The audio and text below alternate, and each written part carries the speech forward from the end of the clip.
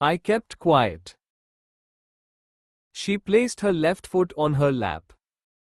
I noticed the tiny teddy bears all over her pajamas. Well, I am not your teacher. I am your tutor, your maths tutor. And as far as I know, there are no dream tutors. Are you not my friend? Well, sort of. Okay, sort of friend, what do you think I should do? Crush my passion and surround myself with hydrocarbon molecules forever? I kept quiet. Say something. I should learn these lessons even if I have no interest in them whatsoever, as that is what all good Indian students do. I kept quiet. What? She prodded me again. The problem is you think I am this geek who solves probability problems for thrills. Well, maybe I do, but that is not all of me. I am a tutor, it is a job. But never fucking accuse me of crushing your passion. Too late I realized I had used the F word. Sorry for the language. Cursing is an act of passion. I smiled and turned away from her. So there you go, she said, my tutor friend, I want to make an admission to you. I want to go to Mumbai, but not to cut cadavers. I want to study PR. I banged my fist on the table. Then do it. Don't give me this wish I was a boy and I'm trapped in a cage nonsense. Okay, so you are in a cage, but you have a nice, big, oiled brain that is not pea-sized like a bird's. So use it to find the key out. Medical college is one key, but not for me, she said. In that case, break the cage, I said. How? What makes the cage? Your parents, right? Do you have to listen to them all the time? Of course not. I've been lying to them since I was 5. Really? Wow, I said and collected myself. Passion versus parents is a tough call. But if you have to choose, passion should win. Humanity wouldn't have progressed if people listened to their parents all the time. Exactly. Our parents are not innocent either. Weren't we all conceived in a moment of passion? I looked at her innocent-looking face, shocked. This girl is out of control. Maybe it isn't such a good idea to get her out of her cage. 9. The 26th of January is a happy day for all Indians.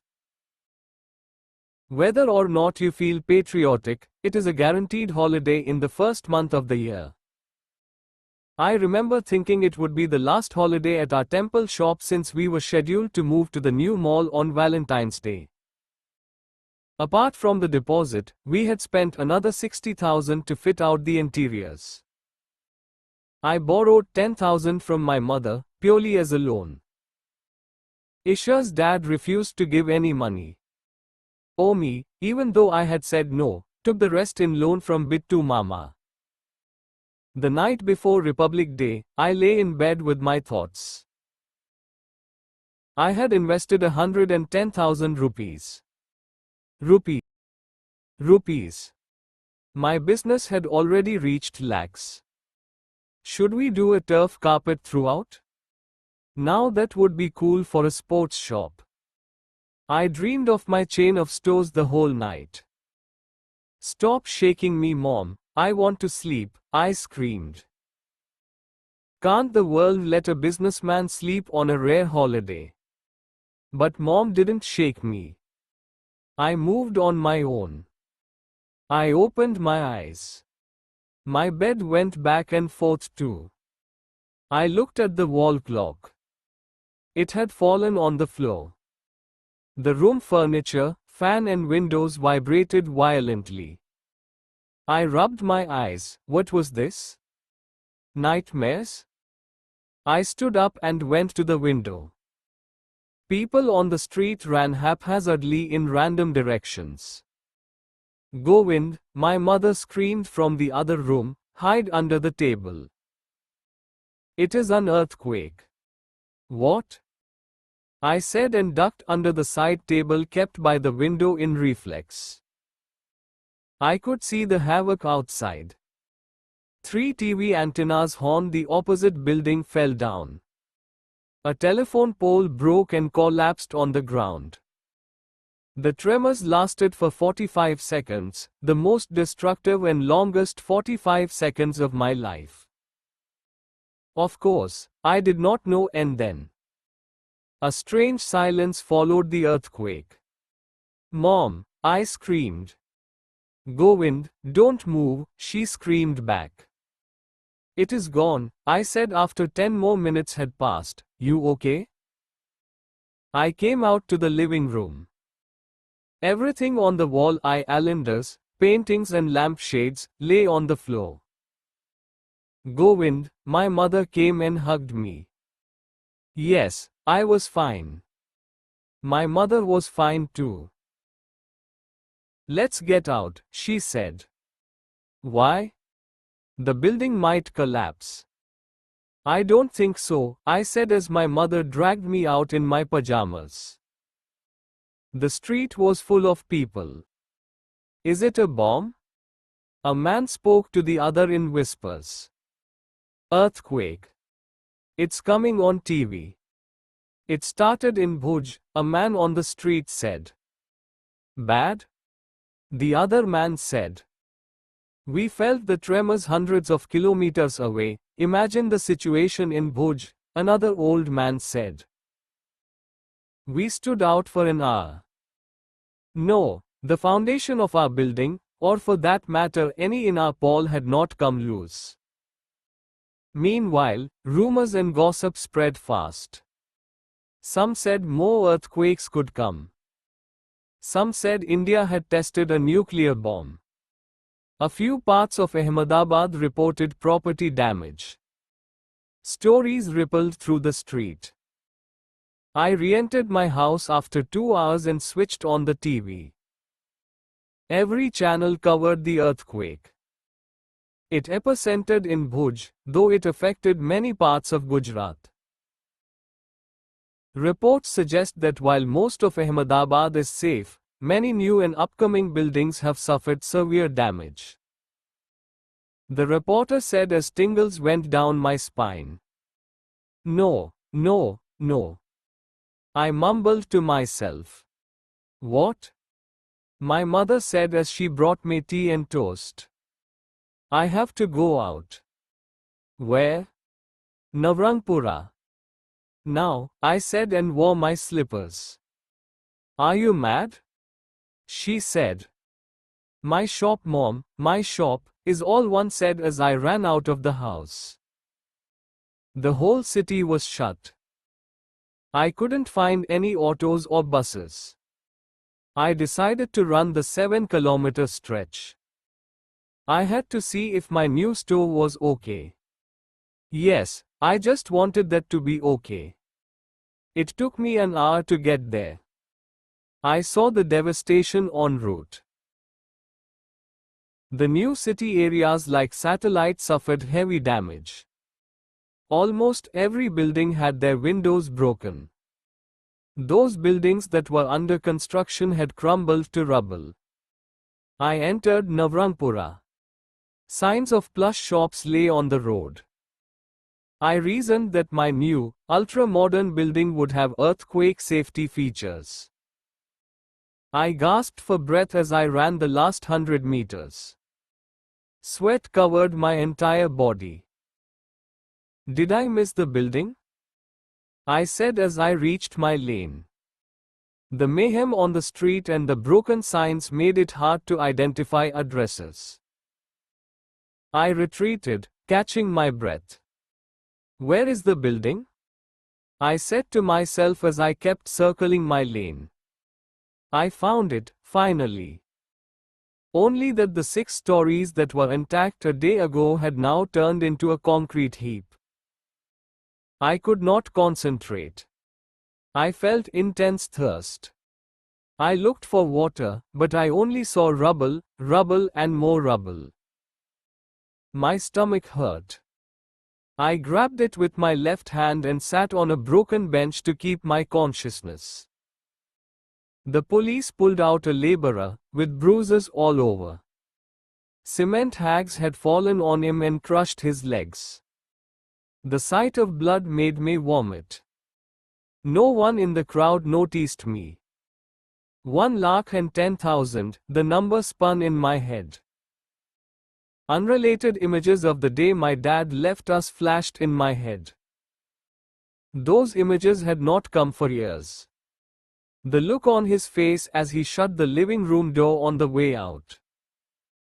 My mother's silent tears for the next few hours, which continued for the next few years. I don't know why that past scene came to me. I think the brain has a special box where it keeps crappy memories. It stays shut, but every time a new entry has to be added, it opens and you can look at what is inside. I felt anger at my dad, totally misplaced, as I should have felt anger at the earthquake. Or at myself, for betting so much money. Anger for making the first big mistake of my life. My body trembled with violent intensity. Don't worry, God will protect us, someone tapped my shoulder. Oh really, then who the hell sent it in the first place? I said and pushed the stranger away. I didn't need sympathy, I wanted my shop. 2 years of scrimping and saving, 20 years of dreams, all wiped away in 20 seconds. The Navrangpura Mall's neon sign, once placed at the top of the 6th-floor building, now licked the ground. Maybe this was God's way of saying something, that we shouldn't have these malls. We were destined to remain a small town and we shouldn't even try to be like the big cities. I don't know why I thought of God, I was agnostic. But who else do you blame earthquakes on? Of course, I could blame the builder of the Navrangpura Mall. For the 100-year-old buildings in the old city poles remained standing. Omi's 200-year-old temple stood intact. Then why did my fucking mall collapse? What did he make it with? Sand? I needed someone to blame. I needed to hit someone, something. I lifted a brick and threw it at an already smashed window. The remaining glass broke into little bits. What are you doing? Haven't we seen enough destruction? Said someone next to me. I couldn't make out his face, or anyone's face. My heart beat at double the normal rate. Surely, we could sue the builder, my heart said. The builder would have run away, my head said. And no one would get their money back. Go wind, Ish said. He screamed in my ear when I finally noticed him. What the hell are you doing here, man? It is dangerous to be out, let's go home. Ish said. I kept looking at the rubble like I had for the last 4 hours. Go wind, Ish said, we can't do anything. Let's go. We are finished, Ish, I said, feeling moist in my eyes for the first time in a decade. It's okay, buddy. We have to go, Ish said. We lost everything. Look, our business collapsed even before IT opened. I broke down. I never cried the day my father left us. I never cried when my hand had got burnt one Diwali and Dr. Verma had to give me sedatives to go to sleep. I never cried when India lost a match. I never cried when I couldn't join engineering college. I never cried when we barely made any money for the first 3 months of business. But that day, when God slapped my city for no reason, I cried and cried.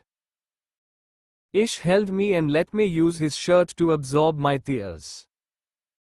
Govi, let's go home, Ish said. He never shortened my name before. He'd never seen me like that too. Their CEO and parent had broken down. We are cursed, man. I saved, and I saved, and I fucking saved. And we took loans. But then, this? Ish, I don't want to see that smug look on Bittu Mama's face. I will work on the roadside, I said as Ish dragged me away to an auto. People must have thought I had lost a child. But when a businessman loses his business, it is similar. It is one thing when you take a business risk and suffer a loss, but this was unfair. Someone out there needed to realize this was fucking unfair. Ish bought a fruity to calm me. It helped, especially since I didn't eat anything else for the next 2 days. I think the rest of the Ambavdis didn't either. I found out later that over 30,000 people lost their lives. That is a stadium full of people. In Bhuj, 90% of homes were destroyed. Schools and hospitals flattened to the ground. Overall in Gujarat, the quake damaged 1 million structures. One of those million structures included my future shop. In the large scheme of things, my loss was statistically irrelevant. In the narrow, selfish scheme of things, I suffered the most. The old city fared better than the new city. Somehow our grandfathers believed in cement more than the new mall owners. Compared to Gujarat, Ahmedabad had better luck, the Thai channels said. The new city lost only 50 multi-story buildings. They said only a few hundred people died in Ahmedabad compared to tens of thousands elsewhere. It is funny when hundreds of people dying is tagged with only. Each of those people would have had families, and hopes and aspirations all shattered in 45 seconds. But that is how maths works. Compared to 30,000, hundreds is a rounding error. I had not left home for a week. For the first 3 days I had burning fever, and for the next 4 my body felt stone cold. Your fever is gone. Dr. Verma checked my pulse. I lay on the bed, staring at the ceiling. You haven't gone to the shop? I shook my head, still horizontal on bed. I didn't expect this from you. You have heard of Nawaldharis, Dr. Verma said. I kept quiet. You can talk. I haven't put a thermometer in your mouth. No, who are they? Nawaldharis is a hardcore entrepreneur community in Gujarat. Everyone there does business. And they say, a true Nawaldhari businessman is one who can rise after being razed to the ground 9 times. I am in debt, doctor. I lost more money in one stroke than my business ever earned. There is no businessman in this world who has never lost money. There is no one who has learned to ride a bicycle without falling off. There is no one who has loved without getting hurt. It's all part of the game. Dr. Verma shrugged. I'm scared, I said, turning my face to the wall. Stop talking like middle-class parents. So scared of losing money, they want their kids to serve others all their lives to get a safe salary. I have lost a lot. Yes, but age is on your side. You are young, you will earn it all back. You have no kids to feed, you have no household to maintain. And the other thing is, you have seen less money. You asterisk can live without it. I don't feel like doing anything. This earthquake, why did this happen? Do you know our school is now a refugee camp? Yes, and what are the refugees doing? Lying in bed or trying to recover? I tuned out the doctor. Everyone around me was giving me advice, good advice actually. But I was in no mood to listen. I was in no mood for anything. The shop? It would remain closed for a week more. Who would buy sports stuff after an earthquake? Hope to see you out of bed tomorrow, Dr. Verma said and left. The clock showed 3 in the afternoon. I kept staring at it until 4. May I come in, Govind sir? Vidya's cheeky voice in my home sounded so strange that I sprang up on bed. And what was with he, sir? She had the thick mix Khanna book and a notebook in her hand. What are you doing here? I pulled up my quilt to hide my pajamas and vest attire. She, of course, looked impeccable in her maroon and orange salwar kameez with matching mirror work dupatta. I got stuck with some sums. Thought I'd come here and ask since you were not well, she said, sitting down on a chair next to my bed. My mother came in the room with 2 cups of tea. I mimed to her for a shirt.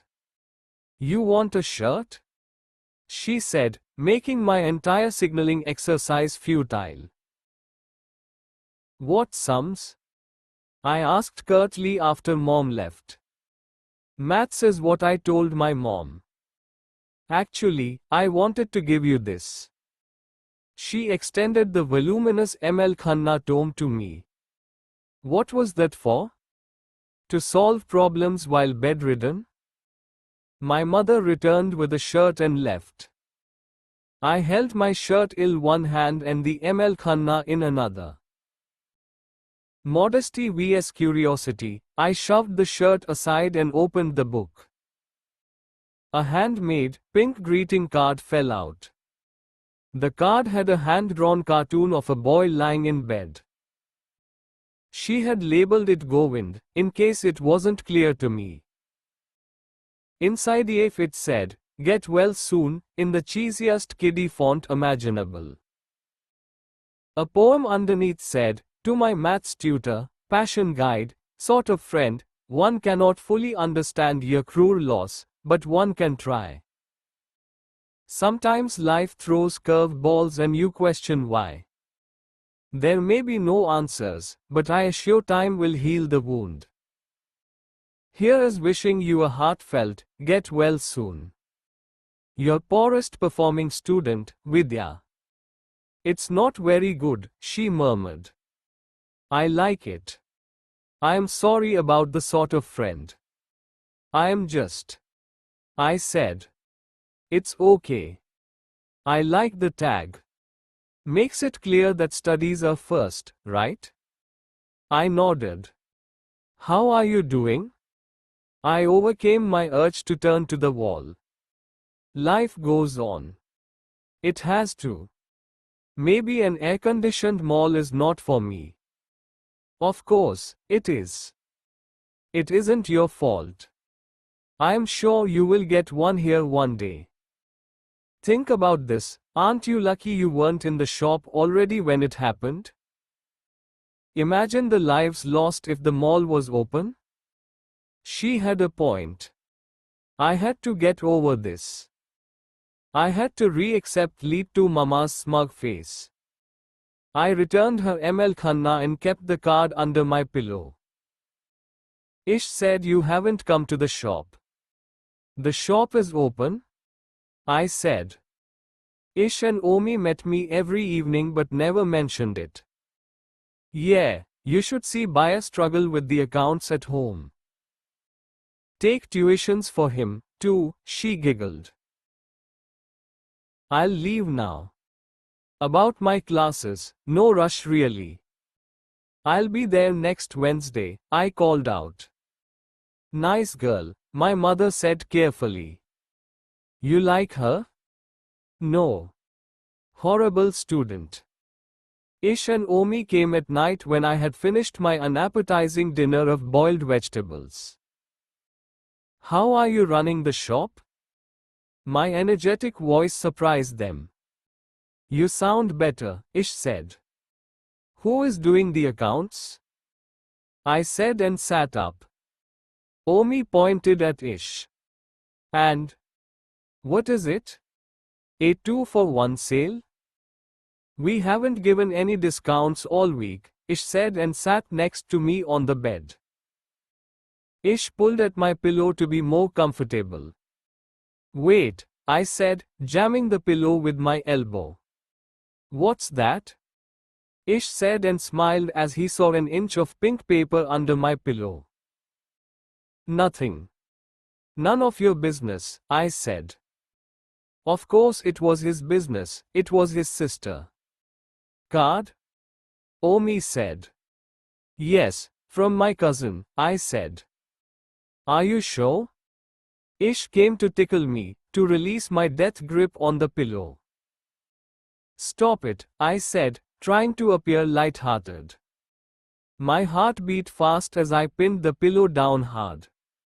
Pandit's daughter, isn't it? Omi chuckled. Whatever, I said, sitting on the pillow as a desperate measure. Mixing business with pleasure? Ish said and laughed. I joined in the laughter to encourage the deception. Come back, Ish said. The loans. It's all my fault, I told the wall. Mama said we can continue to use the shop, Omi said. No conditions? I said, surprise. Not really, Omi said. And that means? It is understood we need to help him in his campaign, Ish said.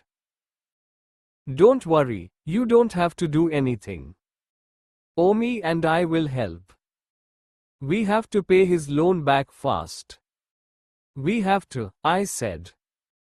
We'll get over this, Ish looked me in the eye. Brave words, but for the first time believable. I am sorry I invested. I felt I had to apologize, but Omi interrupted me. We did it together as business partners. And you are the smartest of us. I was not sure if his last line was correct anymore. I was a disaster as a businessman.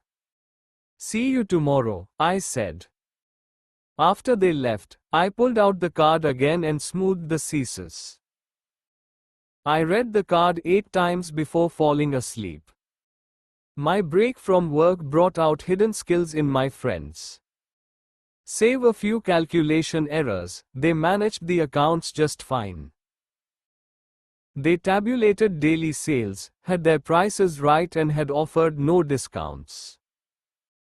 The shop was clean and things were easy to find.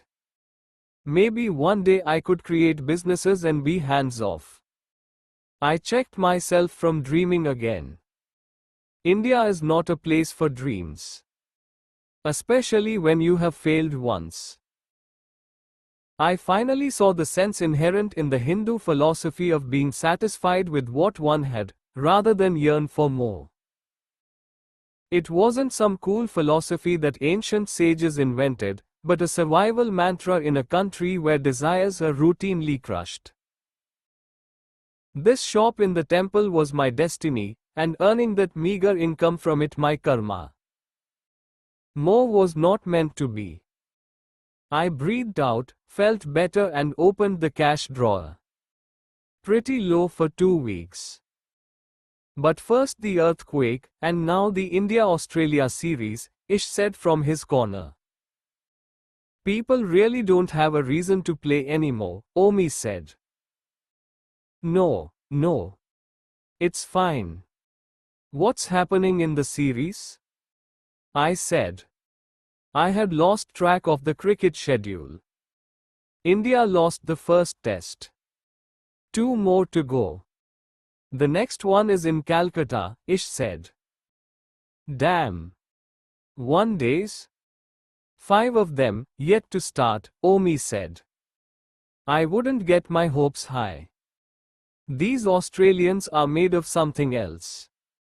I'd love to know how the Australians do it, Ish said.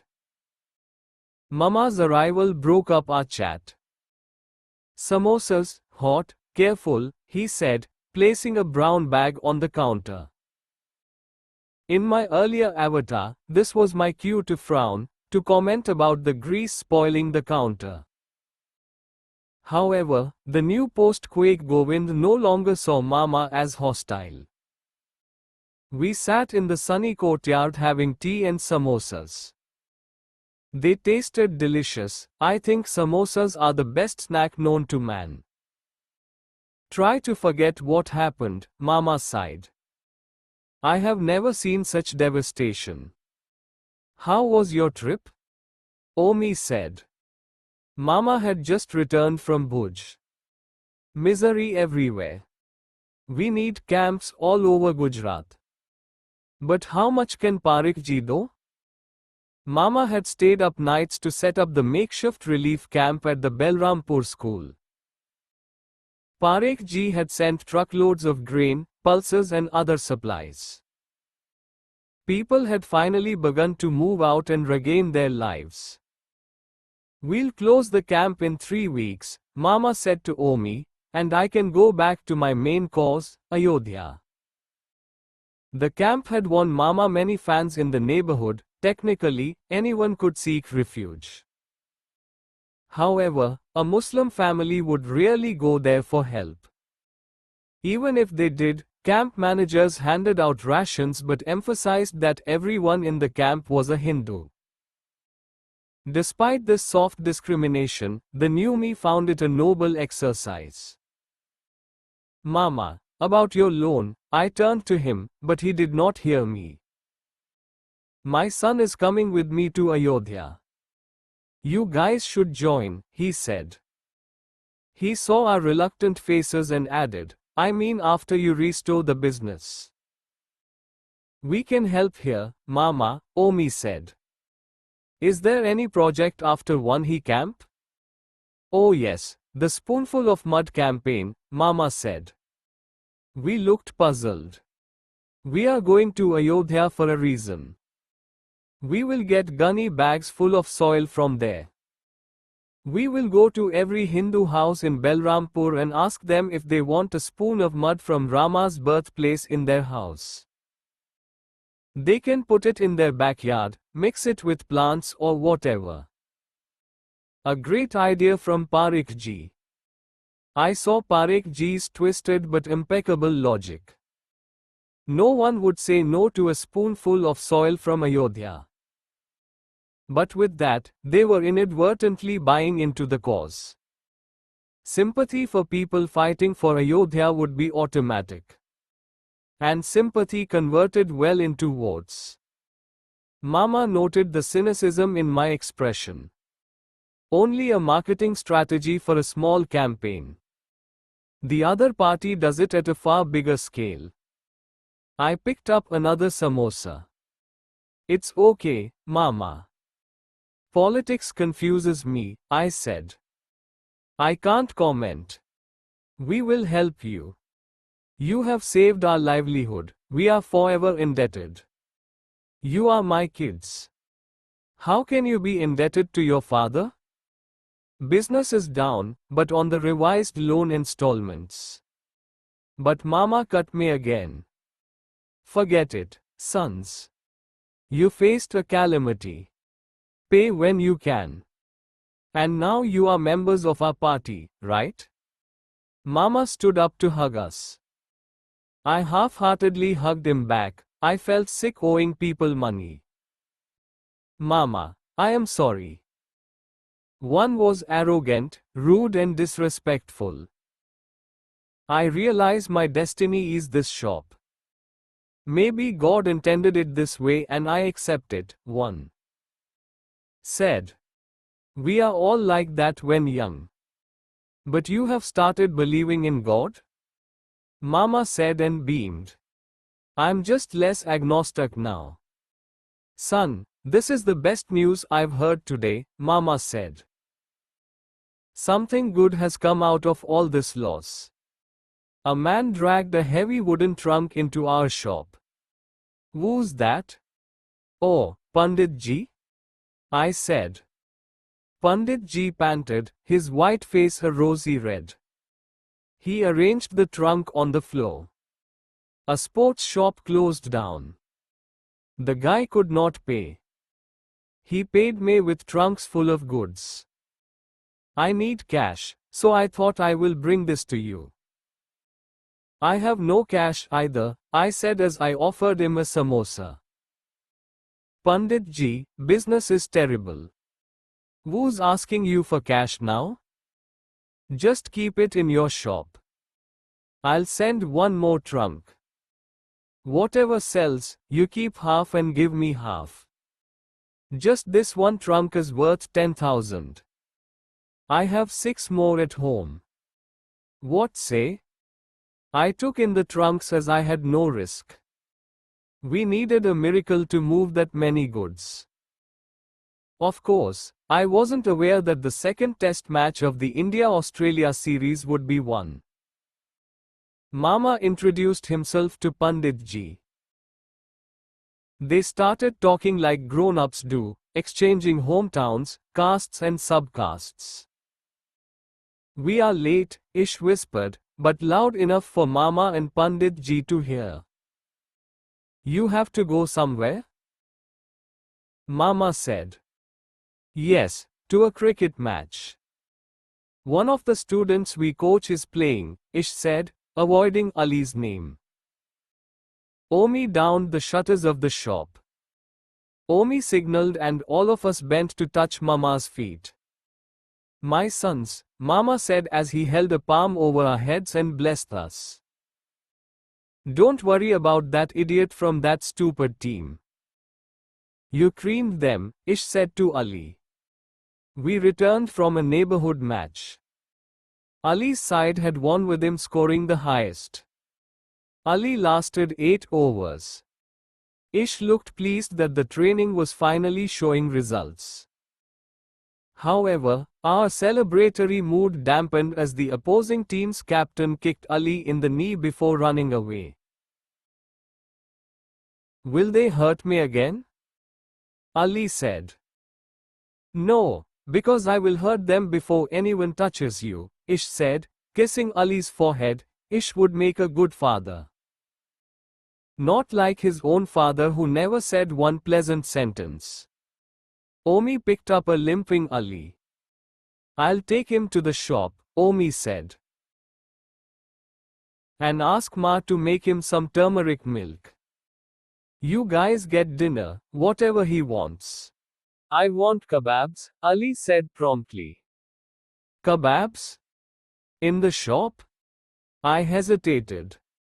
Fine, just don't tell anyone, Omi said. He's ready, Ish said. His face glowed behind the smoke of roasting kebabs at Kazi Dhaba. Did you see him play? He can wait, run and support others. He plays along until time comes for the big hits. Fielding sucks, but other than that, he is perfect. He is ready, man. The smell of chicken tikka filled my nostrils. Omi was really missing a lot in life. For what? I asked. Australia is touring India at present, right? Ish said as the waiter packed our order of rumali rotis, lamb skewers and chicken tikka with onions and green chutney. So? I said. He is ready to meet the Australians. 10. India vs Australia Test Match Kolkata, 11 to 15 March 2001. Day 1. Most of the time crap happens in life. However, sometimes miracles do too. To us, the second test match of the India-Australia series was the magic cure for the quake. I remember every day of that match. Ish continued with his weird and highly improbable ideas of making Ali meet the Australian team. Meet the Australians? Omi said as he dusted the counter. Ish and I sat on the floor in front of the TV. They are in India, Ish said. He pointed to the Australian team batting on the screen. When are we ever going to get a chance like this? Is he mad? Omi asked me. Of course, he is. What will you do by meeting them? Really? I joined in. I want to get their opinion on Ali. How? Omi said as he sat down with us. We will go see a match. Maybe a one day, Ish said. There is no money for trips, I said. The one-day series will continue for the next 2 months. If business picks up, then we could, Ish said. They are raping us again. Fuck, business is never going to pick up, I said as I saw the score. On the first day at tea, Australia's score was 193 over 1. If it does. I said if, Ish said, upset at the score more than me. So we go see a match. Then what? Knock on Hayden's door and say, hey, check this kid out. How do you intend to meet them? I mocked. I don't know, Ish turned to the screen, scowling. Bowl better, guys. Excuse me, are you watching the India-Australia match? A lady's voice interrupted us. An elderly woman stood at the counter with a puja thali in her hand. Yes? Can my grandson watch it with you for a while? She said. I stood up from the floor. A small boy accompanied the lady. I was never keen on random people coming into our shop to spend their time. She sensed my hesitation. We'll buy something. I want to attend the Bajans inside and Bablu wants to see the match. Of course, he can come in. Ish opened the door wider. The boy came in and sat before the TV. Ish and I exchanged a round of dirty looks. Don't watch from so close, Bablu. Hello, I am Mrs. Ganguly by the way. I also need advice on buying cricket equipment for my school, if you can visit me sometime. School? I said. Yes, I am the principal of the Kendriya Vidyalaya on Ellis Bridge. We never had good suppliers for sports. Everybody thinks we are government, so they try and rip us off. You supply to schools, no? The answer was no. We did not supply to schools. Yes, I said. In fact, we have our in-house advisor Ishan. He is an ex-district level player. Great. I will see you then, Mrs. Ganguly said and left us to ponder over her business proposition. You want candy, Bablu? Omi said as we tried our best to impress anyone related to Mrs. Ganguly. But we are not suppliers, Ish said later. So what? You have to swing this for me, Ish. This is a regular income business. If I get you this, will you come to Goa? Goa? I raised my eyebrows. It's the last one day. I am stretching it out as far as I can. If we save enough, let's go with Ali. But say yes. Yes, I said. After the mall fiasco, I wanted to make Ish happy. I stood up to check the day's accounts. Cool. Hey, see the match? Ish said. TT has totally turned. I looked at the TV. Perhaps God listened to Mrs. Ganguly's prayers inside. A little-known Surd called Harbhajan Singh had howled after tea. Wickets crumbled and from 193 over 1, Australia ended the day at 291 eighths. Bhajji, you are great, Ish bent forward to kiss the TV. Don't watch the TV from so close, Bablu said. Don't listen to grown-ups all the time. Nobody went blind watching TV from close. Don't people work on computers? Ish was jumping up and down in excitement.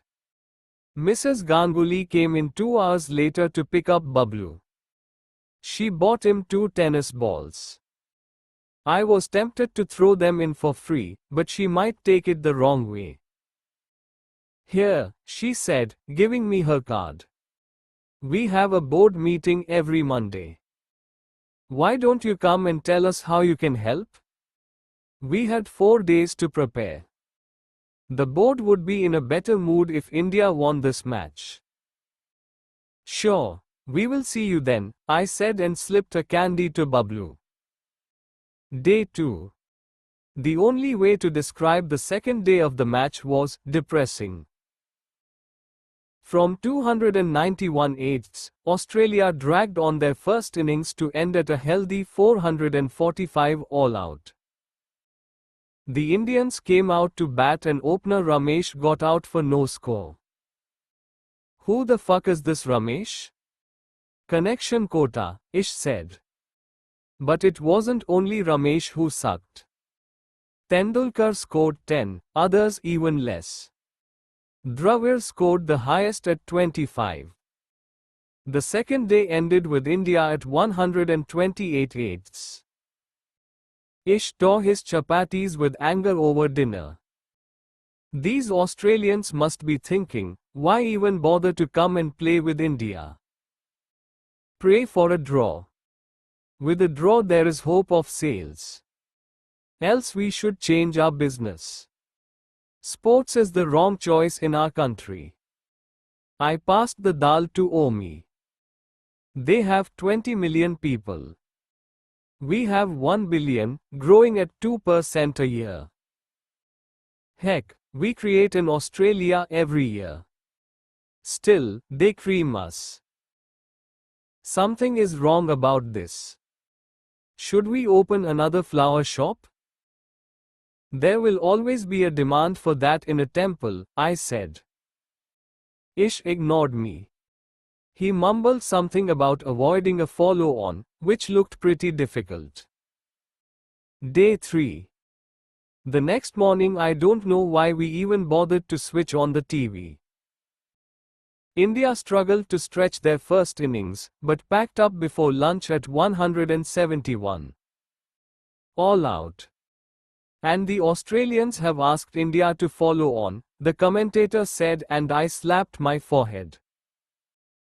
A defeat in a test match was one thing, but an innings defeat meant empty parks for weeks. Kids would rather read textbooks than play cricket and be reminded of India's humiliation. Why on earth had I started this business? What an idiot I am! Why couldn't I open a sweet shop instead? Indians would always eat sweets. Why sports? Why cricket? That's fucking follow on fantastic, Ish said, inventing his own phrases for the moment. He clenched his fist and came dangerously one loose to the TV. We had them by their balls at 291 eighths, and now LH ask us to follow on? Should we turn off the TV? I said. Should we close the shop for good? I thought.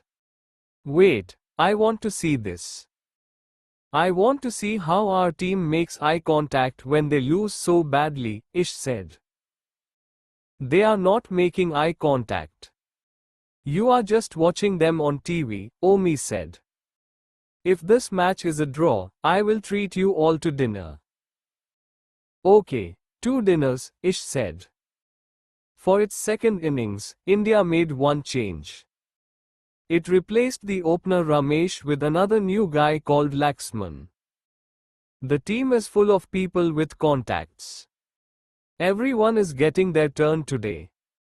Ish said as the Indian openers took the crease for the second follow-on innings. But Laxman connected with the ball and bat. He slammed 4 after 4. At the end of the third day, India stood at a respectable 254 quarters. Adding that to the first innings score of 171, India needed only 20 runs to match Australia's first innings of 445. An innings defeat looked unlikely, and, yes, we could even draw now. See, that's what the Indian team does. Right when you give up hope, they get you involved again, Ish said at dinner. You were going to see all days anyway. Please think about our Monday meeting, I said. Laxman's job is not done. He needs to be around if we win a draw, Ish said. I sighed. I would have to prepare for the school meeting by myself. Day 4. If there was a day that India dominated world cricket, it was on the 4th day of the match. Yes, India won the World Cup on the 25th of June 1983 and so that counted, too. But the day I'm talking about was when 2 Indian batsmen made 11 Australian cricketers dance to their tune. They did it in public and they did it the whole day. That's right. On the 4th day of the test, Ish didn't leave the TV even to pee. Here is what happened. Laxman and Dravid continued to play and added 357 runs for the 5th wicket. Day 4 started at 274 quarters and ended at 589 quarters. 9 of the 11 members of the Australian team took turns bowling, but none of them succeeded in getting a wicket. The crowd at Eden Gardens became possessed. They chanted Laxman's name enough times to make Steve Waugh visibly grumpy. The team that had given us a follow-on could not bowl one batsman out. Laxman ended the day at 275 not out, scoring more than what the entire Indian team did in their first innings. Dravid made 155 not out. We had lots of wickets left, had 337 runs more than Australia and only 1 day left in the match. I can finally sleep in peace. I'll buy the draw dinners, Ish said as we downed the shutters of the shop. Hope we have some kids back in the park again, I said. Day 5. Human expectations have no limit. While we were praying only for a draw 2 days ago, the start of the 5th day raised new hopes. Laxman left at 281 and everyone in the stadium stood up to applaud for his 11-hour innings. The Indian captain Ganguly made a surprise decision. After an hour's play for the day, he declared the Indian innings at 657 sevenths. It meant Australia would have to come back and bat. And that they had to make 384 runs in the rest of the day to win the match. Is Ganguly mad? It's too risky. We should have continued to play. Get the draw done and over with, I said. Maybe he has something else in mind, Ish said. What? Omi scratched his head. I wasn't sure of Ganguly's intentions either. Okay, so we lucked out and made a big total to take the game to a draw.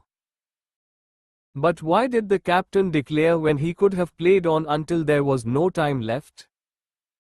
Unless, of course, he wanted a decision. That was an Indian victory. He can't be serious. We had a follow-on. We could have had an innings defeat. Now, Ganguly really thinks he has a chance to bowl these Australians out? I said. Ish nodded as the Australian batsman reverted to the crease. Ganguly had kept the winning score of 384 required by the Australians at a tantalizing level. Difficult yet possible. Australians could have played safe and taken the game to a draw, but that is not how Australians play. Hey Mr. Mathematician, has it happened? Has it ever happened that the side facing a follow-on actually won the match? Ish said. He signaled Omi to start urgent, special prayers. I pulled out the cricket data book from the top shelf. We hardly sold any of these, but the publisher insisted we keep a few copies. Okay, so it has happened earlier, I said after a 10-minute search. How many times? Ish said, eyes glued to screen. Twice, I said, and noticed Omi close his eyes and chant silently. See, it happens. Twice in how long? Ish said. Twice in the last 110 years. Ish turned to me. Only twice? Once in 1894 and then in 1981, I read out loud from the page. Both times, England won against, guess who, Australia. Sorry buddy, but statistically speaking, this match is so over. Ish nodded. Like the probability is so low that I'd say if India wins, I will sponsor the Goa trip, I joked. Or like if India wins, you will start believing in God? Omi played along. Yep, I said. I told Omi to stop praying too much. A draw would be fine. Ganguly probably did not know the odds. The worst would be if Australia did score the runs. 161 thirds, Omi read Australia's score at tea, which coincided with our own break. Let's clean up the shop, guys. The match gets over in a few hours. We may have some customers, I said. A draw is fine. We will take the Australians another time. Ish reluctantly picked up the mop. Day 5 post-tea. The Indian team must have mixed something special in their tea. Australia came back and continued to cruise at 166 thirds. Then came 5 deadly overs that included a hat-trick from Harbhajan Singh. Next stop, Australia 174 eighths. In 8 runs, half of the Australian team was gone. Ish, don't fucking stand in front of the TV, I said. But Ish wasn't standing, only jumping. Fuck your statistics, man, fuck the probability, Ish shouted in jubilation. I don't like it when people insult mathematics, but I gave Ish the benefit of doubt. You are allowed a few celebratory curses when you witness history. Pretty soon, the last 2 batsmen were scalped as well. Harbhajan, the third that Ish kissed on screen, and left saliva marks all over, took 6 wickets, and India won the match in the most spectacular way ever. In Eden Gardens, every placard, every poster and anything combustible besides people was on fire. It was impossible to hear the TV commentary, as the crowds roared every time an Indian team member's name was announced. Ish stood tall, his hands on his hips, and looked at the screen. I could see genuine love in his eyes. Every now and then, I had seen Ish watch the men in blue as if he wished he was one of them. But today, he didn't have any of his own regrets. I think more than wanting to be them, he wanted them to win. He saw Harbhajan jump and jumped along. He clapped when Ganguly came to accept the trophy. 2 balls quickly please, we have a match, a boy plonked a 50-rupee note on the counter. The first customer of the great Indian cricket season had arrived. I folded my hands and looked at the sky. Thank you God, for the miracles you bestow on us. We have come to offer solutions, not just sell some balls, I started.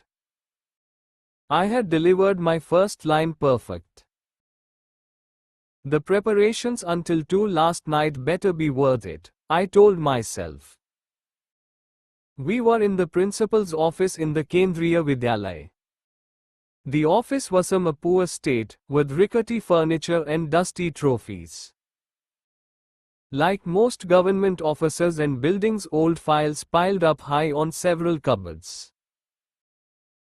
The lady principal and 6 teachers sat around a semicircular wooden table. It must be miserable to work here, I thought. It must be miserable to work for anyone else, I thought again. Go on, the principal said, as my pause for effect became too long. So we have a district-level champion player who can design a package based on your needs and budgets. I pointed at Ish and every teacher looked at him. I passed out sheets that estimated the school's monthly needs based on 800 students. I had them laser printed at a computer shop for 3 rupees a page. A peon brought samosas and tea for everyone. How much will this cost? The administrative head said. We did some calculations. Your average cost will be 10,000 a month, I said. That's too much. This is a Kendriya Vidyalaya. Not a private school, the administrative head said. He shut the notebook and pushed it towards me. I took a deep breath. I had thought of an answer for this scenario. Sir, we can scale down. Ish interrupted me, it is 12 rupees per child a month. Don't you think sport deserves as much as the cost of a fountain pen? The teachers looked up from their notebooks and exchanged glances. Frankly, no. We get judged on our results. The pass percentage and the first divisions. We have limited resources, the head said. If everyone thinks that way, where will India's sportsmen come from? Ish said. From rich families. The head took out his glasses and wiped him calmly. But talent is not distributed only among the rich. We have to expand the pool. Do you know half our classrooms leak in the rain? The head said. Should we get shiny balls or fix the leaks? He stood up to leave. I mentally said the F word a few times. Sman Govind, save this. You need business, any business. Sir, we can do a plan for 5,000 a month, I said. Ish raised a hand to keep me quiet. I could have killed him. Ish stood up to match the admin head's height. What are you here to do? To give children an education, the head said with a straight face. And all the education is in these books they read under the plastered roofs? What about the education that comes from sports? What? The admin head said. Sit down, Chetan sir, the principal said. Let us hear what they have to say. Chetan sir, I mentally noted his name as he sat down again. Are you teaching your kids a subject called teamwork? Are you teaching them how to chase a goal with passion? Are you teaching them discipline? Are you teaching them focus? Ish asked. I stamped his foot, signaling him to sit down. But he ignored me. What are you talking about? This from one of the teachers. Sports teaches them all this. And tell me, who will be more successful in life? The kid who knows all the chemical formulae or the one who knows teamwork, passion, discipline and focus? Sit down, son, the principal said. Ish took his seat but did not keep quiet. I'm not settling for a scaled-down version. 800 kids and they want to keep them locked in classes all day. We will chase useless first divisions but not spend 2 samosa plates worth of money on sports. He pointed to the samosas on the plate. All the teachers stopped eating midway. The pause continued until the principal spoke again. Fine, 10,000 is okay for a trial. Let's see how it goes. You are on for 6 months. We stood up to shake hands. 6 educated, 50-somethings stood up to shake hands with me. Yes, I had become a real businessman. If this works, why don't you come to a meeting at our Belapur school? The oldest gentleman in the group said. Oh, yes. This is Mr. Bhansali, headmaster of the Belapur school. He came for a visit, so I asked him to sit in this meeting, the principal introduced. I took his card. I mentally made a note to order business cards and wondered if I could do the fist pumping now or save it for later. 11. Goa, wow. Someone has a good life, Vidya said with a pin in her mouth. She stood on a stool in her room, fixing a poster of Amir Khan in Dil Chahta Hai on the wall. I, her tutor, held the pin tray. So much for my position of authority. Goa is your brother's idea. I really don't need this break from work, I said. Of course, you do, she said as she stepped down. It will help you get over the earthquake. What will help me get over the earthquake is work, and the money I make to pay back those loans. This trip is costing us $3,000. I came back to her desk. She took her seat, opened her book and slapped each page as she turned it over. Can you act more interested? I am not a good actor, she said. Very funny. So did you do the calculus chapter in your so-called self-study mode? I did self-study as you did not have time for me, she said. Anyway, I don't understand it. As usual, I suck. What is all this, dxdt, and why are there so many scary symbols? Vidya, you are appearing for medical entrance. Don't talk like. I stopped mid-sentence. I opened the calculus chapter. Some spoiled brats have to be spoon-fed even the basics. Don't talk like what? Like a duffer. Now pay attention. I am not a duffer. Just go to Goa, manage your business, make money, insult people who don't salivate for maths and don't make any time for friends. I can manage fine. The last word, fine, had the loudest volume. Excuse me. Is there a problem? I said after a pause. Yes, calculus problems.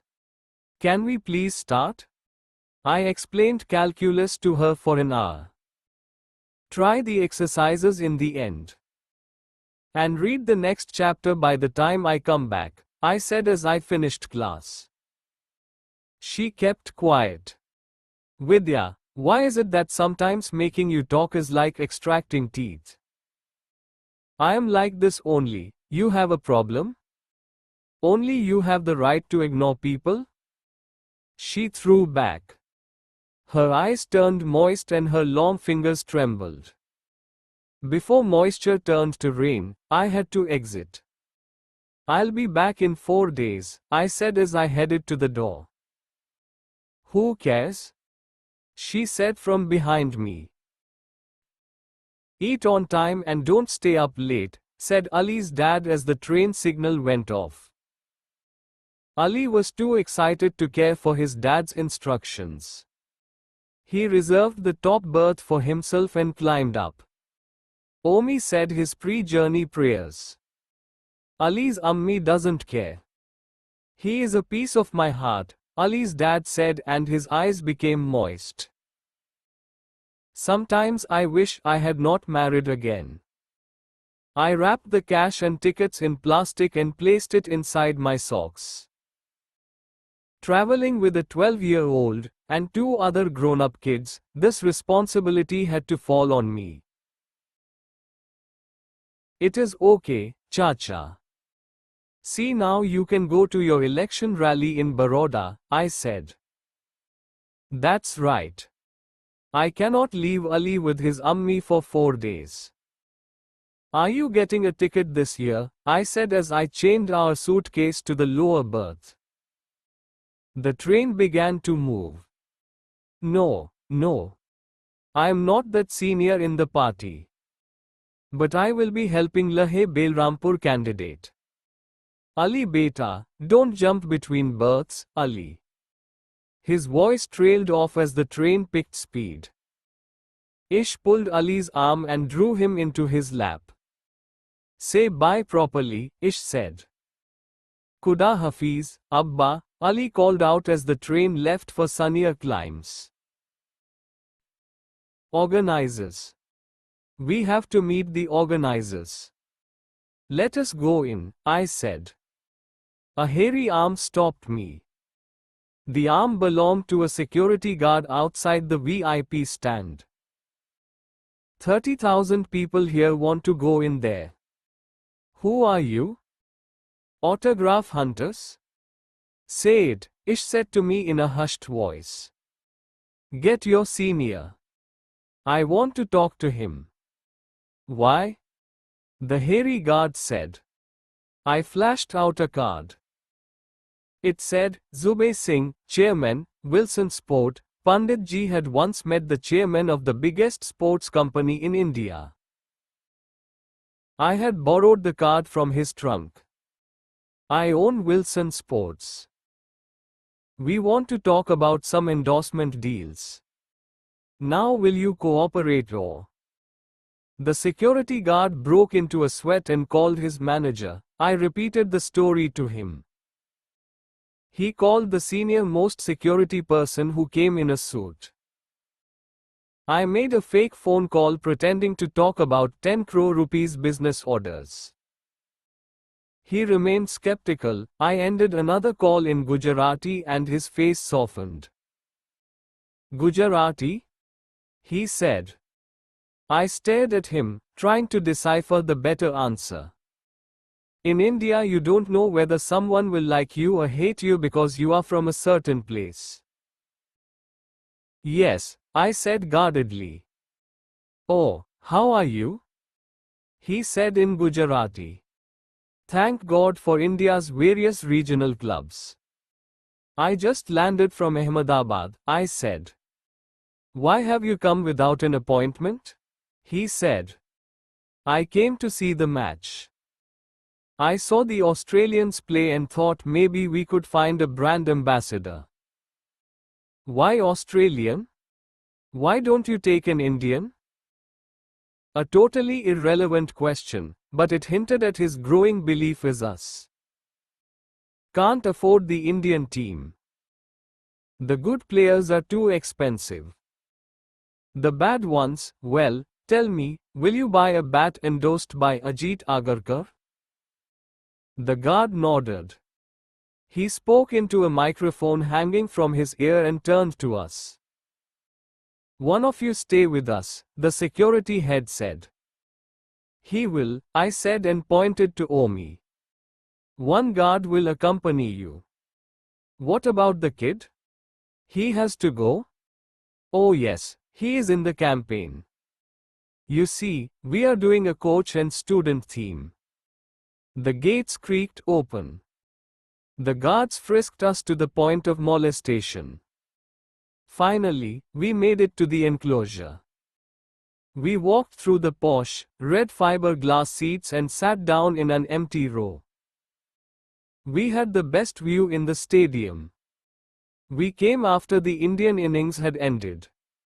Australia would bat now. Apart from the batsman on crease, their team would be in the stands soon. Omi will be okay? Ish whispered. I nodded. We will wait for the Australian team to come, okay? I said to the security guard lest he became suspicious again. He nodded. Are you from Gujarat? Ish asked him. No, the guard said. He looked upset, as if a Gujarati girl broke his heart. Hey, look slowly 5 rows behind, Ish said. I turned. There was a young Sikh boy in a burgundy turban wearing the Indian team dress. Sarandeep Singh, the 12th man. He may be in the team noon. Should I go shake his hand? Don't be nuts. One suspicion you are starstruck and they will kick our asses out of here, I said. Can I take that?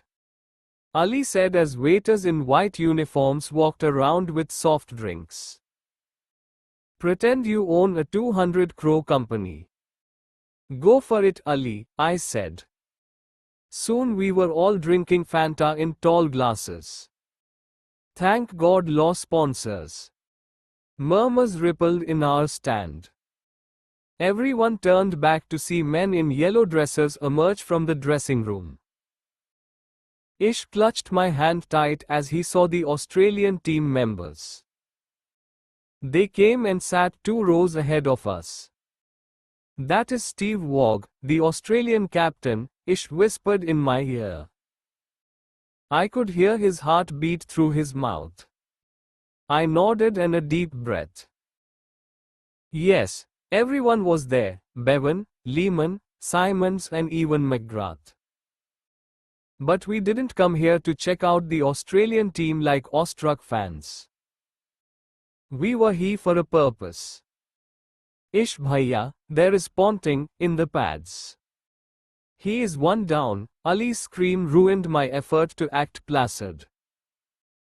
A few people noticed, but looked away as Ali was a kid. True VIPs never screamed at stars even though they liked to hang around them. A young white man, whom I did not recognize, came and sat 1 row ahead of us. He wore the Australian team shirt, but had a pair of casual khaki shorts on. With curly hair and deep blue eyes, he could not be more than 20. The VIPs clapped as Adam Gilchrist hit a 6. In the general stalls, there was a silence of misery. Ish wanted to curse the bowler, but sense prevailed and he kept silent. The Australian team high-fived at the 6. The curly-haired boy man in F&NT pumped his fists. Ali finished his third Fanta. Go talk. I have done my job, I prompted Ish.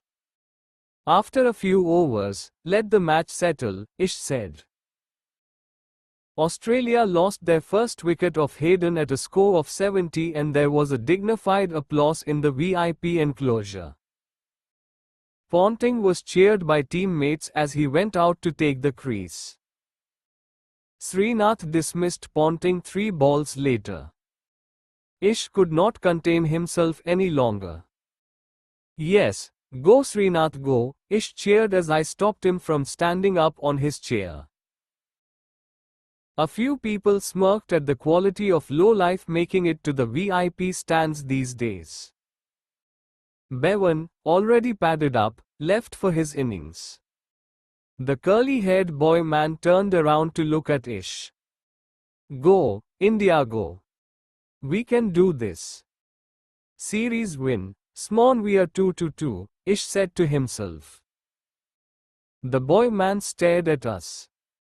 Ish became conscious. It's okay. Good on ya, mate. He said. Sorry, I said.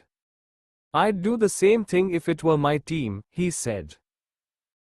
Here was a chance to talk. Maybe he was a team member's brother or something. I nudged Ish with my elbow. Hi, Ish said. I'm Ishan, we have come from Ahmedabad in Gujarat. And he is Zubin, he owns Wilson Sports. And this here is Ali. Good to see you. Hi, I am Fred. Fred Lee. You play in the team? I asked Fred. Not right now, back problem. But yes, started playing for Australia a year ago. Batsman? Bowler, pace, Fred answered. Fred, we need to talk. About this boy. We really need to talk, Ish said, his breath short with excitement. Sure mate, I'll come on over, Fred said and lunged over to sit next to Ish. The security guard relaxed as he saw us with someone white. We must be important enough after all. Ish finished his story in an hour. You want me to test him? Mate, you should show him to your selectors or something. Trust me, if Indian selectors were up to the job, we wouldn't lose so many matches to a country with 1/50th the people. No offense. We are a tough team to beat. There are several reasons for that, Fred said slowly. Well, that is why I want you to test him. I have groomed him for almost a year now, and will continue to do so. We traveled 24 hours to meet someone in your team because I trust you. And what would that do? What if I told he was good? If you say the boy has world-class potential, I will give up my life to get him out there, I swear. Please, just bowl a few balls to him. Mate, if I started doing that to everyone that came along. I beg you, Fred. Sportsman to sportsman. Or rather, small sportsman to big sportsman. Fred stared at Ish with unblinking blue eyes. I played for my district, too. Never had the guidance to go further, Ish continued. I wasted my studies, fought with my parents, threw away my career for this game. This means everything to me. Not everyone coming to you will be like that. Fred smiled at that. Mate, you Indians are good at this emotional stuff. Trust me, I gave up a lot for this game, too. So you agree? 4 balls, no more. After the match. Stay nearby, Fred said and loped back to his seat. And you better hope Australia wins so I remain in a good mood to keep my promise. Isha's smile froze. I can't do that. I can't wish against India. Kidding mate. You guys are better at emotions. But we take the piss better. Fred winked. Half the Aussie lingo was beyond me, but we smiled anyway. Call our friend, we need him, I said firmly to the guard. 2 minutes later, Omi joined us. He came in so thirsty he grabbed Ali's drink. What the hell were you guys doing? One waited 2 hours? Making friends, I said, smiling back at Fred as Australia hit a 4. Australia won the match, but Ish didn't have time for remorse. He had to pad up Ali. We came to the ground half an hour after the final match ceremonies. He is a pace bowler. Ish turned to Ali, do you want a helmet? Ali shook his head. Wear it. Ish strapped the helmet onto Ali's head. Ready, mate? Fred called from the bowler's end. Ali nodded. Ish took the wicket-keeper's place. Fred took a 10-step run-up with a ferocious expression. The ball zoomed past Ali. Ish stepped back to catch it. Gifted? Fred said to me as he prepared another run-up. Hey, what's up Ali? Ish said.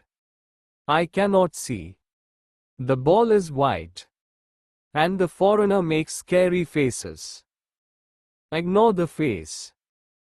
Look at the ball, Ish said as he pulled out the helmet.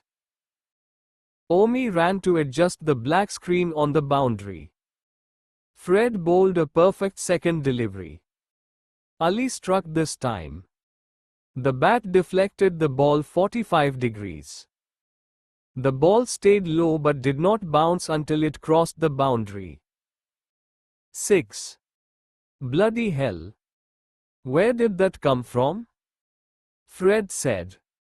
2 more balls, I said. I was aware of what was happening inside Fred's head.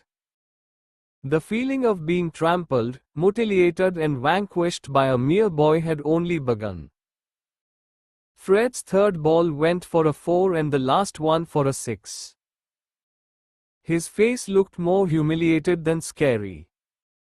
And no matter how many times he said, "Mate," his tone had turned from calm to anxious. He looked like someone who had been shaken of all his convictions about cricket. How did he do that? Fred muttered, tugging at his curly hair. We looked at Ali. He sat down on the floor and held his head. You okay? Ish said. The pressure had gotten to Ali. What's up? Fred said. Being extra focused takes a lot out of him. He needs to recoup after a few big hits. I taught him to play a full innings in the neighborhood, but today. Stress, mate, all that travel and you shove a scary white guy in his face, Fred said. He has to face this, Ish said. He bent down to remove Ali's pads. Yep, needs stamina and training, but will go places, Fred said. You think so?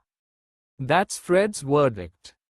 Hey guys, can you hang on? I need to make a call. Fred said and stepped away to dial a number on his cell phone. I couldn't hear Fred, but he had a 10-minute animated conversation before he returned to us. Thanks, Fred, Ish said. I could see the pride in Isha's face. Good on ya. Why don't you guys bring him down to Australia for a while? Hang out and practice in my academy, Fred invited, like going to Australia was as simple as taking an auto to Navrangpura. Really? Ish said. Yeah, right, I thought. We had scraped to get second-class tickets for Goa. We were leaving the same night to save money. Yet, Ish wanted to go to Australia.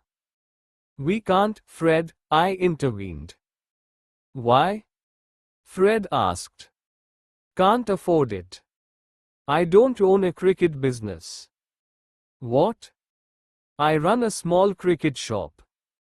We lied to get into your enclosure for this. The air became tense.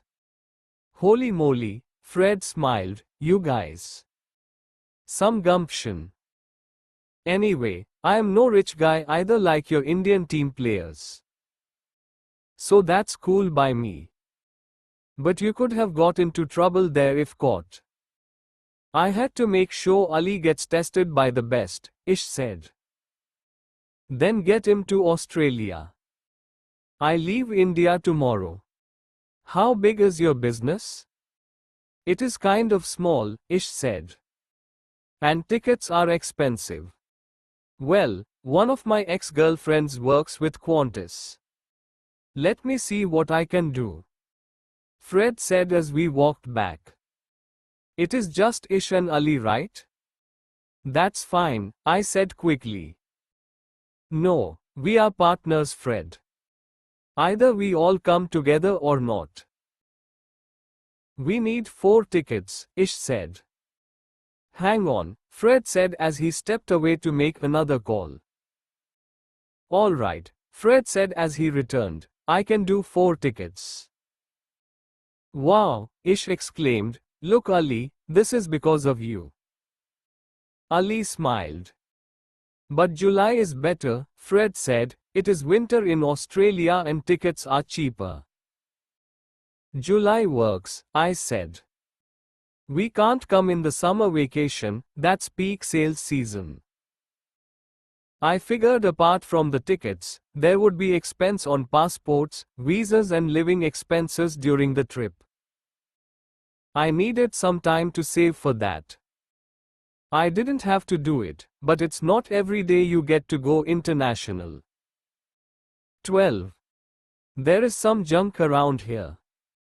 But it will be a great store for your shop, Mama said, opening the door of a dilapidated godown.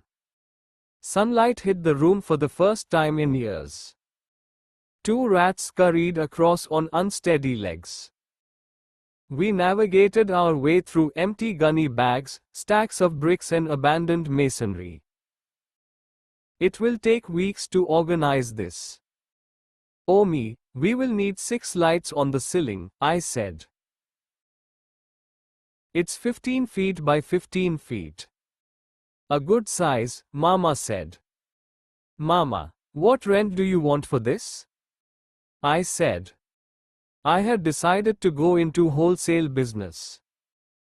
I was quite certain that the recent cricket series would increase demand big time. As long as I could secure goods on credit, I could make money. Nonsense.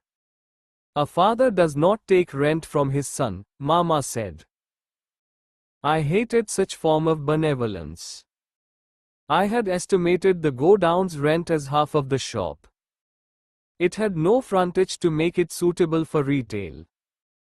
And speaking of sons, I want you to meet my son today, Mama said and shouted. Dheeraj, Dheeraj. Dheeraj, Mama's 14-year-old son, came running from the temple compound.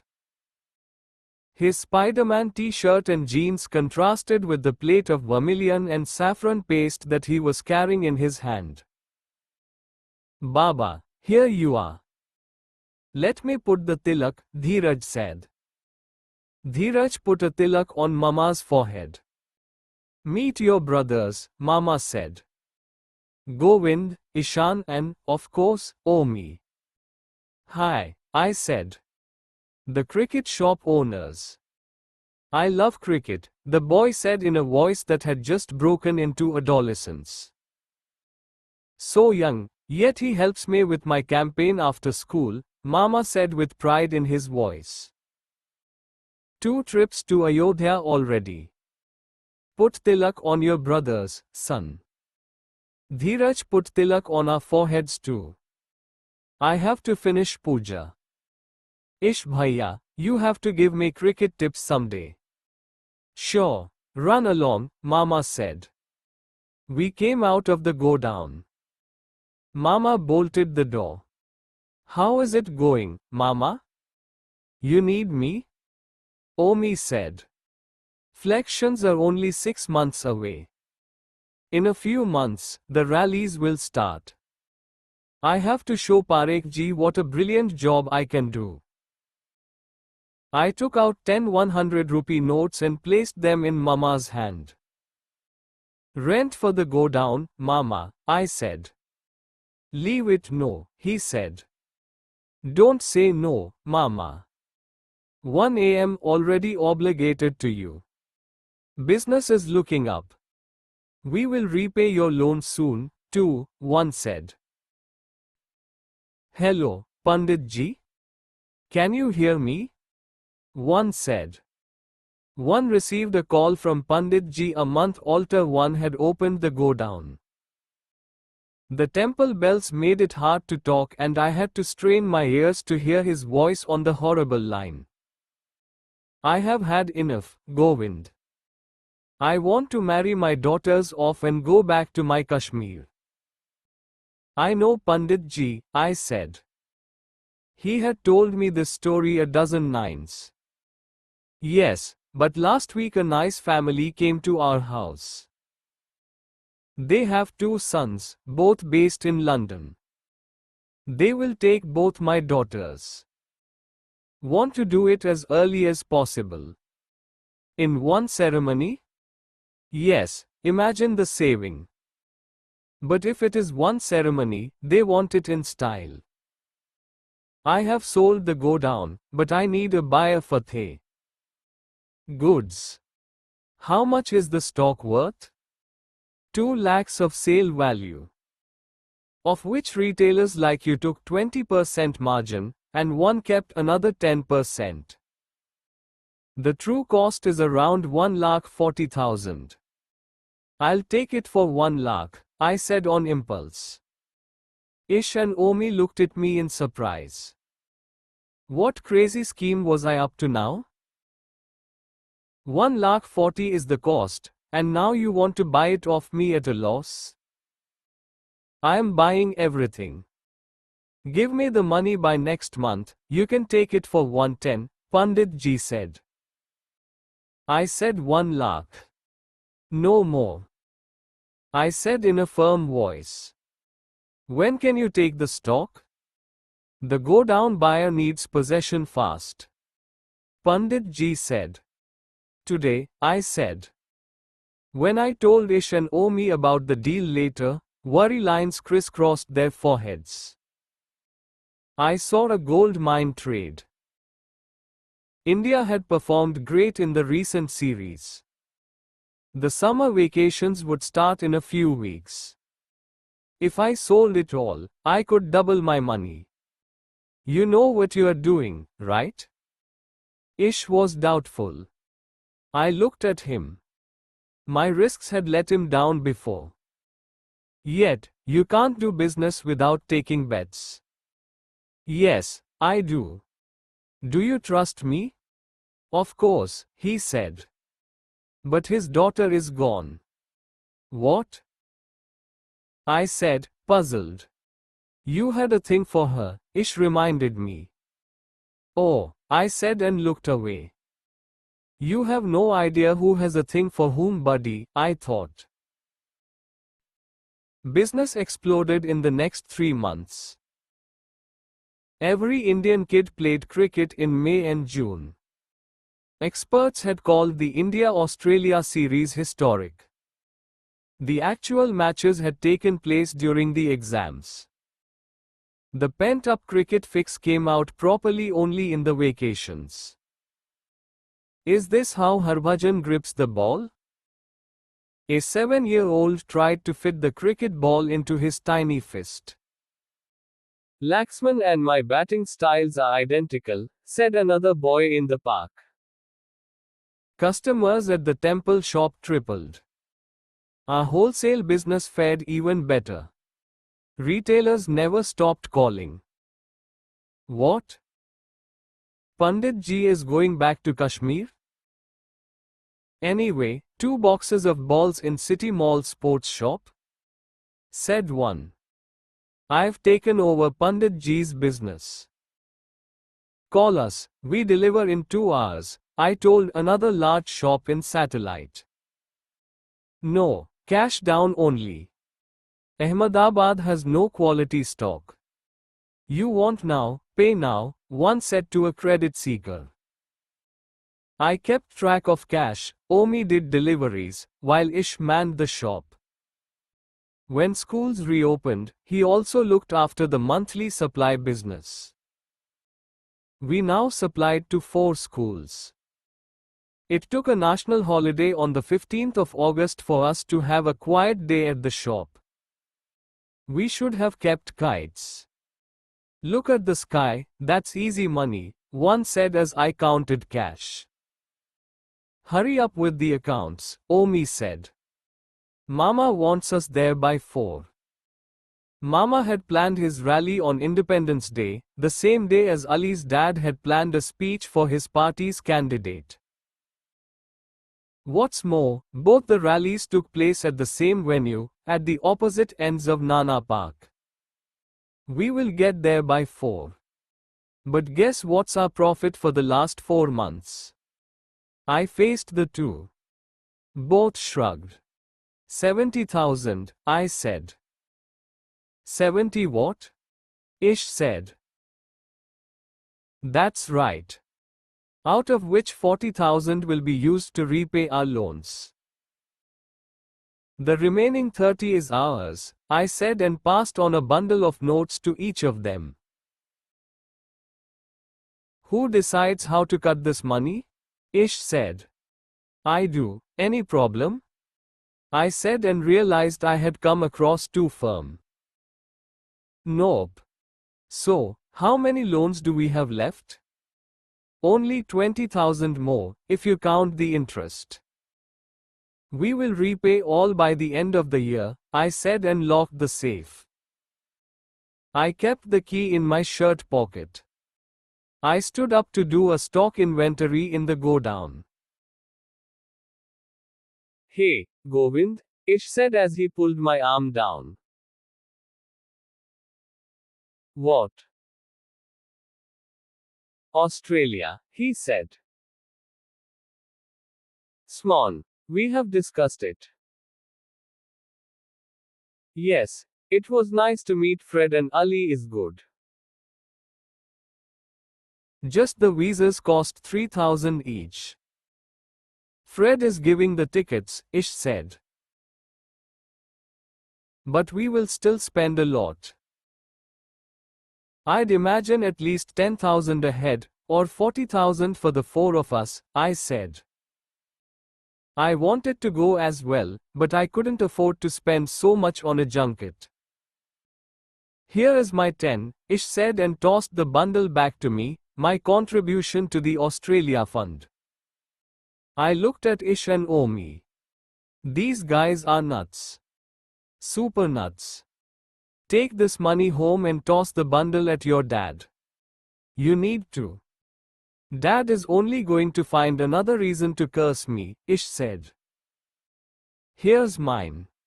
Omi tossed in his bundle, too. Smon Omi, I said. I don't work for money. I'm with you guys and don't have to be a priest. That's good enough for me. Well then let's save it for the business end. I was interrupted immediately. No, this money is for Australia only. Just when the business was looking up. Oh well, I said and tossed my bundle too. There you go, Ish said, we've got 30 grand done. Now if only you don't pay the loan this time. No way Ish. The loan has to be repaid. We will repay it, later, Ish said. Ish, you don't listen. What if the other expenses end up higher? We will spend as little as possible. We'll take enough the plus and khakras to eat for the stay. Fred will arrange the stay. Think about it man, the Australian cricket team, Ish said. I sat down and sighed. My financially clueless partners looked at me like kids waiting for candy. All right. Who is the bloody travel agent? Let me bargain with him, I said. Yes, here we go, Ish said as he dialed the agent's number. 1 week, I can't leave the business anymore and every day will be expensive there, I said as I took the phone. Omi disconnected the phone. Later, let's go to Nana Park now, Omi said. Twice. They dug up the Ayodhya site twice. Mama raised 2 lingers. His voice echoed, more due to the poor quality of loudspeakers than the impact of his words. Ish and I sat at one end of the first row. Omi stood on stage. He felt important wearing a party badge, though he only had an errand boy status. His responsibilities included placing mineral water bottles for everyone sitting on the stage. Mama had done a good job of publicity. 200 people had shown up, not bad for a neighborhood gathering. The candidate, Hasmukhji, a veteran of state politics and a long-time associate of Parikhji, sat center stage. Mama was enjoying his 5 minutes of mic fame before Hasmukhji's speech. As far back as 1978, ASI, the government's own entity, found temple evidence. But the secular government hid it. Then in 1992, our dear Kar Sevaks were pushed into breaking the structure. And they found something. Ish started cracking knuckles, punctuating Mama's words. They found a Hari Vishnu inscription that established without doubt that there was a temple in the past. But the secular party buries that news, too. The focus shifts to the Kar Sevaks as vandals. But what about that evidence? Can a Hindu in India demand justice or not? Where should we go? To America? Everyone applauded as Mama left the stage. Mama had candidate potential, I thought. Hasmukh ji came to the mic. He requested everyone to close their eyes to say the Gayatri Mantra thrice. It always worked. The crowd became involved. They liked Hasmukh ji before he had spoken a word. Omi stepped off the stage and came to me. Govind, Mama wants you to spy on Ali's dad's rally. And Ish, can you come backstage? The snacks need to be distributed. But why? I was bewildered. You promised to help Mama, remember? Omi said, his silk badge fluttering in the breeze. I walked over to the other end of the park, to the other rally. The decorations here were less saffron and more white. Gujarat is a place of intelligent people, Ali's dad was speaking, who know politics and religion are separate. I took a seat in the last row and eyeballed the crowd. Unlike Mama's 100% Hindu, this was more of a mixed bunch. If the secular party was so pro-Muslim as Mama suggested, why were so many Hindus sitting here? The gods we pray to stayed away from politics in their time. If we truly want to follow our gods, we must keep our religion separate from politics. Religion is private, politics public, Ali's dad said.